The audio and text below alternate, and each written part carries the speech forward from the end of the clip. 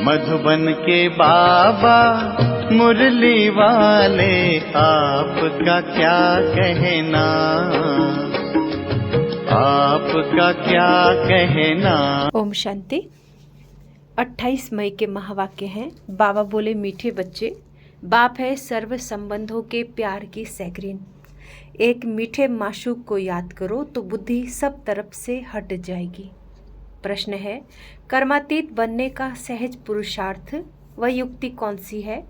उत्तर है, भाई भाई की दृष्टि को पक्का करने का पुरुषार्थ करो।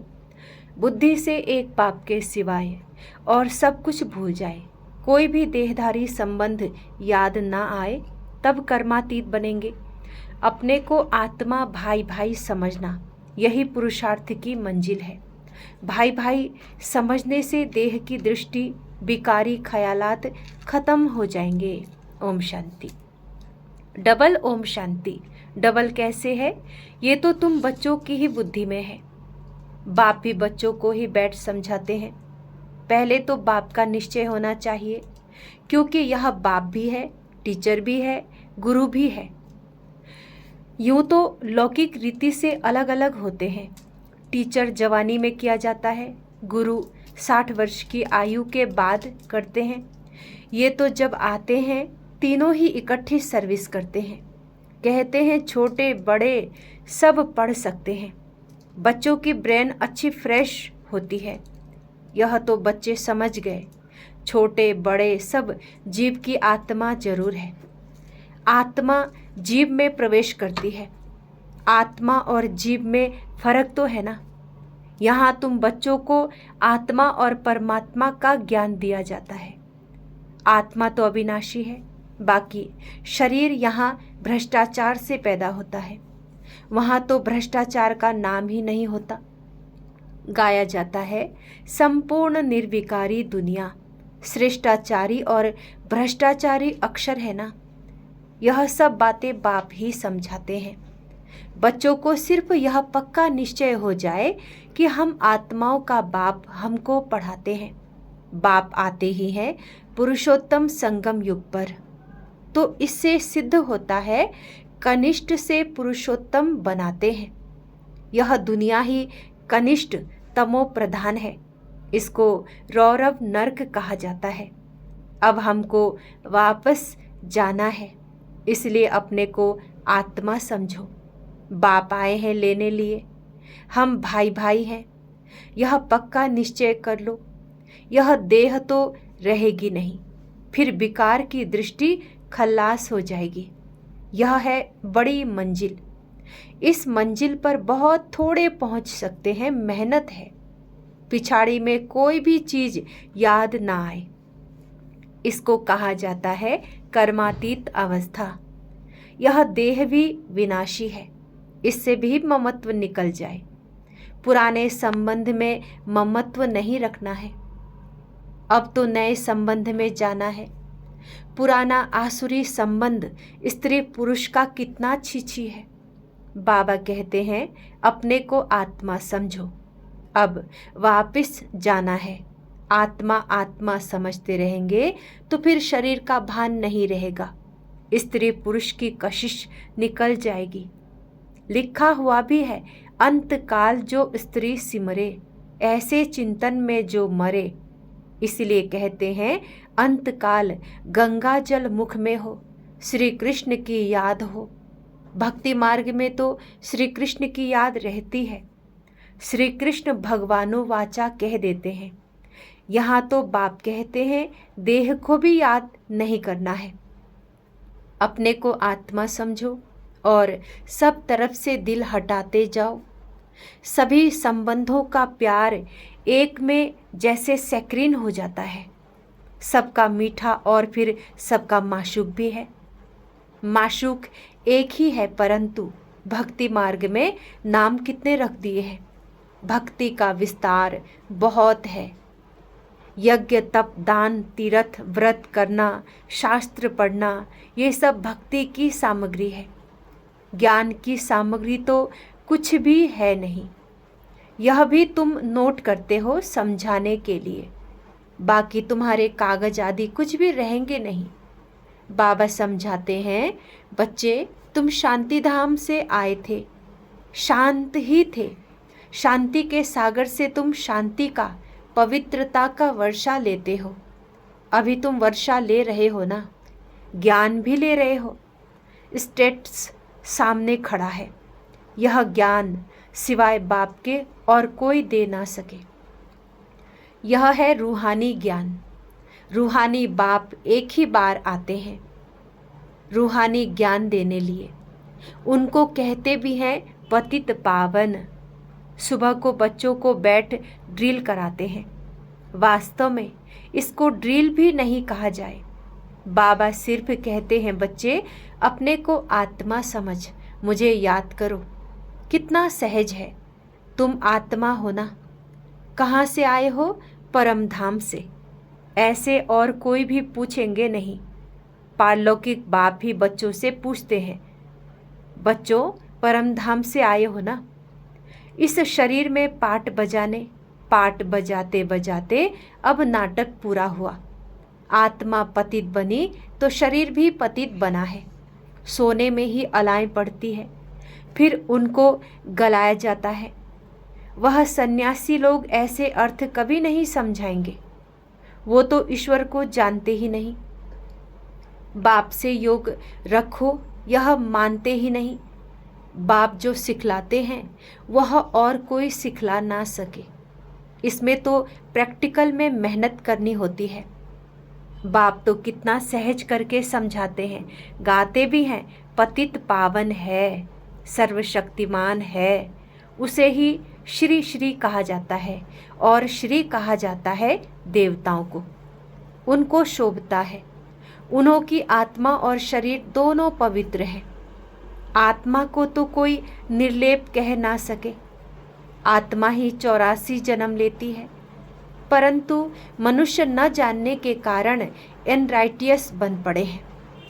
एक बाप ही आकर राइटियस बनाते हैं।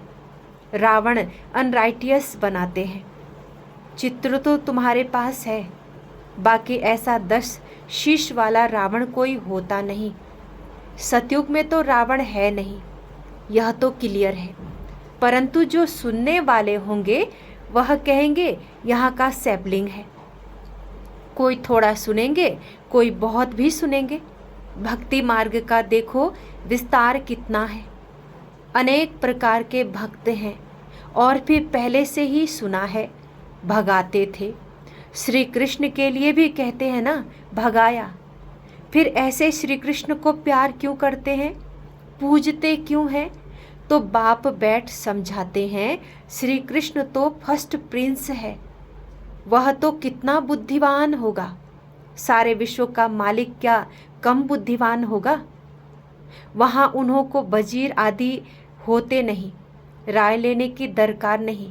राय लेकर तो संपूर्ण बना है, फिर राय क्या लेंगे? तुमको आधा कल्प कोई की राय नहीं लेनी होती है। स्वर्ग और नरक का नाम भी सुना है, यह तो स्वर्ग हो ना सके। पत्थर बुद्धि हैं जो समझते हैं यहाँ हमको धन है, महल आदि सब है, यही स्वर्ग है। परंतु तुम जानते हो स्वर्ग तो है नई दुनिया। स्वर्ग में तो सब सतगति में होते हैं। स्वर्ग नरक इकट्ठा थोड़ी होगा। स्वर्ग किसको कहा जाता है, उसकी आयु कितनी है, ये सब बाप ने तुम्हें समझाया है। दुनिया तो एक ही है। नई को सतयुग, पुरानी को कलयुग कहा जाता है। अब भक्ति मार्ग खल्लास होना है। भक्ति के बाद चाहिए ज्ञान। सभी जीव आत्माएं पाठ बजाते बजाते पतित बनी है। यह भी बाप ने समझाया है। तुम सुख जास्ती पाते हो, 3/4 है सुख, बाकी 1/4 है दुख। इसमें भी जब तमो प्रधान हो जाते हैं तब दुख जास्ती होता है। आधा आधा हो तो मजा ही कैसे हो? मजा तब है जबकि स्वर्ग में दुख का नाम निशान नहीं रहता। तब तो स्वर्ग को सब याद करते हैं। नई दुनिया और पुरानी दुनिया का यह बेहद का खेल है जिसको कोई जान नहीं सकता। बाप भारतवासियों को ही समझाते हैं। बाकी जो सब हैं वह आधा कल्प में ही आते हैं। आधा कल्प में हो सिर्फ तुम सूर्यवंशी चंद्रवंशी। तुम पवित्र रहते हो, इसलिए तुम्हारी आयु बड़ी रहती है। और दुनिया भी नई है, वहाँ एवरीथिंग न्यू है। अनाज, पानी, धरनी आदि सब नया। आगे चलकर तुम बच्चों को सब साक्षात्कार कराते रहेंगे कि ऐसे ऐसे होगा। शुरू में भी हुए, फिर पिछाड़ी में भी होने चाहिए। नज़दीक आएंगे तो खुशी होती है। मनुष्य बाहर देश से अपने देश में आते हैं तो खुशी होती है ना। कोई बाहर में कहाँ मरते हैं तो उनको एरोप्लेन से भी अपने देश में ले आते हैं। सबसे फर्स्ट क्लास पवित्र ते पवित्र धरनी भारत है। भारत की महिमा को तुम बच्चों के सिवाय और कोई जानते ही नहीं। वंडर ऑफ द वर्ल्ड है ना, उसका नाम है स्वर्ग। वह जो वंडर्स दिखाते हैं वह है सब नरक के। कहाँ नरक के वंडर्स, कहाँ स्वर्ग के रात दिन का फर्क है। नरक के वंडर्स भी बहुत मनुष्य देखने जाते हैं। कितने ढेर मंदिर हैं, वहाँ तो मंदिर होते नहीं, नेचुरल ब्यूटी रहती है। मनुष्य बहुत थोड़े होते हैं, सुगंध आदि की भी दरकार नहीं रहती। हर एक को अपना अपना फर्स्ट क्लास बगीचा रहता है, फर्स्ट क्लास फूल होते हैं। वहाँ की तो हवा भी फर्स्ट क्लास होगी, गर्मी आदि कभी तंग नहीं करेगी। सदैव बाहरी मौसम रहेगा, अगरबत्ती की भी दरकार नहीं। स्वर्ग का तो नाम सुनते ही मुख पानी होता है। तुम कहेंगे ऐसे स्वर्ग में तो झट पहुँचे, क्योंकि तुम स्वर्ग को जानते हो। परंतु फिर दिल कहती है अभी तो हम बेहद के बाप के साथ हैं, बाप पढ़ाते हैं, ऐसा चांस फिर थोड़े ही मिलेगा। यहाँ मनुष्य मनुष्य को पढ़ाते हैं, वहाँ देवताएं देवताओं को पढ़ाएंगे। यहाँ तो बाप पढ़ाते हैं, रात दिन का फर्क है। कितनी खुशी होनी चाहिए। 84 जन्म भी तुमने लिए हैं। तुम ही वर्ल्ड की हिस्ट्री ज्योग्राफी को जानते हो कि हमने तो अनेक बार यह राज्य लिया, फिर रावण राज्य में आए। अब बाप कहते हैं तुम एक जन्म पवित्र बनो तो 21 जन्म तुम पावन बन जाएंगे। क्यों नहीं बनेंगे, परंतु माया ऐसी है, भाई बहन की भी दाल नहीं गलती, क्या कच्चे रह जाते हैं। दाल गले तब जब अपने को आत्मा समझ, भाई भाई समझो, देह का भान निकल जाए। यह है मेहनत, सहज भी बहुत है। कोई को कहेंगे बहुत डिफ़िकल्ट है तो उनकी दिल हट जाएगी, इसलिए इसका नाम ही है सहज याद। ज्ञान भी सहज है। 84 के चक्र को जानना है, पहले पहले बाप का परिचय देना है। बाप की याद से ही आत्मा की जंक उड़ जाएगी और पवित्र दुनिया का वर्षा पाएंगे। पहले बाप को याद करो। भारत का प्राचीन योग ही कहते हैं, जिससे भारत को विश्व की बादशाही मिलती है। प्राचीन कितने वर्ष हुए, तो लाखों वर्ष कहते। तुम जानते हो 5000 वर्ष की बात है। वही राजयोग फिर से बाप सिखला रहे हैं। इसमें मूझने की दरकार ही नहीं। पूछा जाता है तुम आत्माओं का निवास स्थान कहाँ है, तो कहेंगे हमारा निवास स्थान भ्रुकुटी है। तो आत्मा को ही देखना पड़े। ये ज्ञान तुमको अभी मिलता है, फिर वहाँ ज्ञान की दरकार ही नहीं रहेगी। मुक्ति जीवन मुक्ति को पा लिया, खल्लास। मुक्ति वाले भी अपने समय पर जीवन मुक्ति में आकर सुख पाएंगे। सब जीवन मुक्ति में आते हैं, बाया मुक्ति, यहाँ से जाएंगे शांति धाम। और कोई मनुष्य है नहीं, ड्रामा अनुसार सबको वापस जाना ही है। विनाश की तैयारियां हो रही है। इतना खर्चा कर बॉम्ब्स बनाते हैं, सो रखने के लिए थोड़ी बनाते हैं। बारूद है ही विनाश के लिए। सतयुग त्रेता में यह चीज़ें होती नहीं। अब 84 जन्म पूरे हुए, हम यह शरीर छोड़ घर जाएंगे। दीपमाला पर सब नए नए अच्छे अच्छे कपड़े पहनते हैं ना। तुम आत्मा भी नई बनती हो। यह है बेहद की बात। आत्मा पवित्र बनने से शरीर भी फर्स्ट क्लास मिलता है। इस समय आर्टिफिशियल फैशन करते हैं, पाउडर आदि लगाकर खूबसूरत बन जाते हैं। वहाँ तो नेचुरल ब्यूटी होती है, आत्मा एवर ब्यूटीफुल बन जाती है। यह तो तुम समझते हो। स्कूल में सब एक जैसे नहीं होते, तुम भी पुरुषार्थ करते हो। हम ऐसा लक्ष्मी नारायण बने, यह है तुम्हारा ईश्वरीय कुल। फिर होता है सूर्यवंशी चंद्रवंशी घराना। तुम ब्राह्मणों में राजाई नहीं है, तुम अभी संगम पर हो।